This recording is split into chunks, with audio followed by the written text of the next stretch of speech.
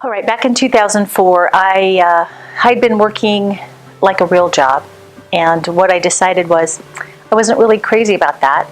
I didn't, great people to work with, all of that, 9 to 5, but it just wasn't for me. And I had first heard about staging about, oh gosh, it had probably been about 6 years before. So I had an exposure to it which really wasn't that positive. The information was great, but the stager not so nice. So, but that had kind of planted a seed. So I decided, well, you know what, there's no time like the present. If I want to change my life, I can do what I want. I want to have a staging company. At first, I was what I lovingly call a gypsy stager. I just went out and tried to figure things out. My background, I was involved in fashion, and I was always asking questions of the photographers, and so I had an idea of what I wanted. So after a year, I decided that I wanted to be real. So I did get my accreditation at that time, and it was really valuable to me because it allowed me to know I wasn't by myself, and it allowed me to lift, you know, what I offered. So that's how I got started. From that point on, there weren't a lot of stagers in our area. I sat down with a local realtor who I still refer to as my alpha realtor, and talked to her and asked her questions about, you know, what was in the market, what did the realtors overall like about it, and what didn't they like about what was being offered. And then I asked her a question that I think really, really helped me. I said, if you could create the perfect stager, what would that stager be like? What would they do for you as a realtor? So after 10 years of providing both the occupied as well as the vacant side of the business, well, we made this decision to build a house and put a warehouse on the property and just go really big. And my goal was to provide a warehouse that provided furniture to other stagers in the area, as well as running my vacant end and still keeping my occupied side, because it was still my heart to do the occupied side. Well, through the process, when meeting with the builder to discuss where the building would be placed on the property, I was bitten by a tick. And you know, there's that saying, there's those little things that make big changes. Well, yeah, that little thing right there made a huge change. Because during the whole time that I was, you know, going through this illness and trying to get better, all I could think about was the warehouse. I wasn't thinking about my family. I wasn't even thinking about myself. I just was like so focused on creating this dream I thought I had. And then one day, and my anxiety was high, and all of a sudden one day I just thought, just wait, Bobbie, what are you doing? What is the goal here? Why did you start your business? And the reason I started my business was that I wanted to, well, first of all, I love the creating, I love the, you know, helping people get through that passage of selling their house, because I had been there. I really enjoyed that, and I wanted something that could provide jobs to others. That was really in my heart. So I felt like the vacant end was the way to go.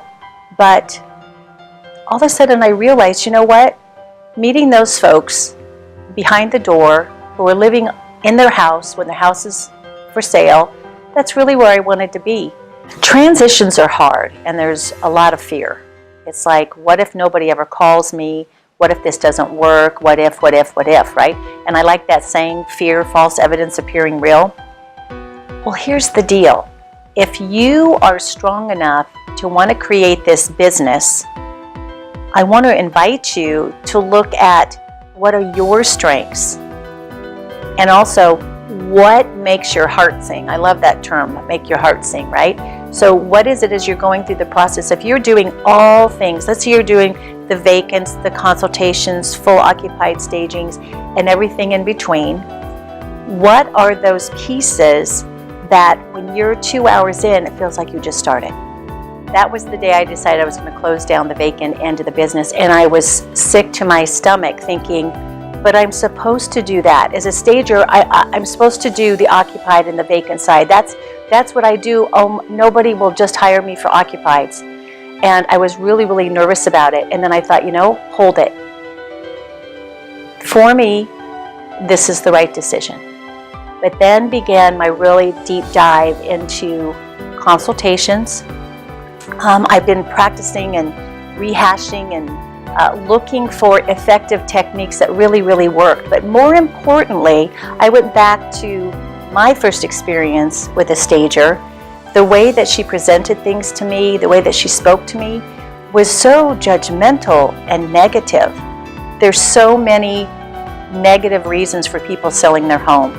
So I decided right then and there, as I had been going through the previous 10 years, that I was going to do my very best to be the solution to whatever problem was behind that door, but I was going to present it in a way that it was positive and that it was empowering and that it was effective and that they could really follow through with the plan. My goal is that they will know that the very day they enter the market, that first day they enter the market, they will present as strong as possible. Because, you know, your home is never more valuable than the first day it enters the market. As I was listening to the common problems between stagers and how to run their businesses and what services they provided, what I realized was, at my heart, I'm a teacher.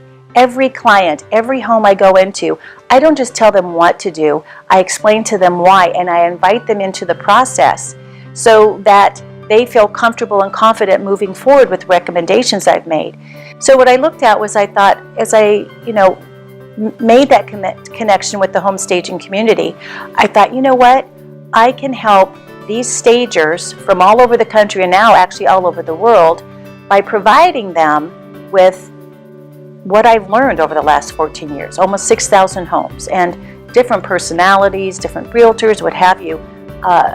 So what I've done is I've now pulled together, I'm creating a series of courses. So what I'm really proud of that I'm just now released is my consultation course, Confidence, the Power of Words, and I think words mean things. And so I like to share that with people and looking at how can you look for that win-win in whatever you go to. And I also love it when there's pushback or when something goes wrong. I think this is an opportunity for me to up my game. And I just want to share that with people and help them build their business. I broke down a 2-hour consultation into 12 separate modules. And as we've been going through, I've been working with this great beta group of home stagers who have worked with me through the process. Each module is an hour to an hour and a half. And you're thinking, why would you be spending that much time? It's because I want to take that deep dive into why and how you say things. And I want you to understand too, I'm walking you through all the different pushback that comes through as you're educating your client. My goal is by the time you get back into the heart of the house, they will now see you, the home stager, consultant, as an expert. Not just, I really want to impress this. It's not about making the house look pretty. Many of the homes I go into are actually beautiful, but are they marketable? Well, I like to say the photography that goes out on a realtor's site says more about the realtor than it does about the house itself. So in fact, now I'm working with people who, a lot of the FSBOs or people who haven't even talked to a realtor yet, they contact me first. I'm in there before the realtors. And I always advocate for the realtors because, again, realtors are the experts. Stagers are the experts. And what's the definition of an expert? An expert is someone who knows the things you didn't even know you needed to know.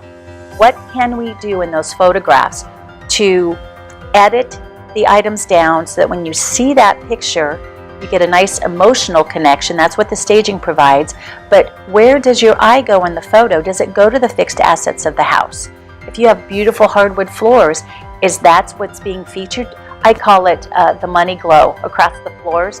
I love it when the photographers take a nice low perspective and we get all that open foreground in the photos. That's your money shot.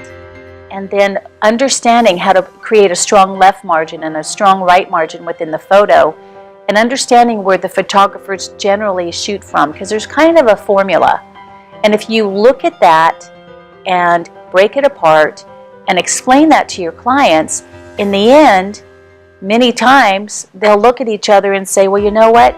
So if you came back, what would that look like? So what's next for Bobbie McGrath? Okay, so that's the question? Okay, so Okay, that'll be good. Okay, so what's next for Bobbie McGrath? Oh my God, that's the part I love. I don't know, because I do know that I love teaching. I love going into a group, and I don't care if it's the client who I'm meeting with in their house. It's like you can just see that click in their eye when they get it. So I don't know, maybe I'm kind of like a dating site, right? I'm trying to get, the realtors and the stagers to get along, and I look at it this way. It's all about building. I always laugh and say, I'm building my real estate empire. And mine is I click by I click when people get that. So for me, what I would love to see happen is I would love to continue teaching, whether it's one-on-one consultations. I'll probably never give them up because I do love doing them and I love working with the people. The speaking to association, I love that. So for me, I would love to be speaking. I call it preaching and teaching. That's what I call it. So that's what I would like to see.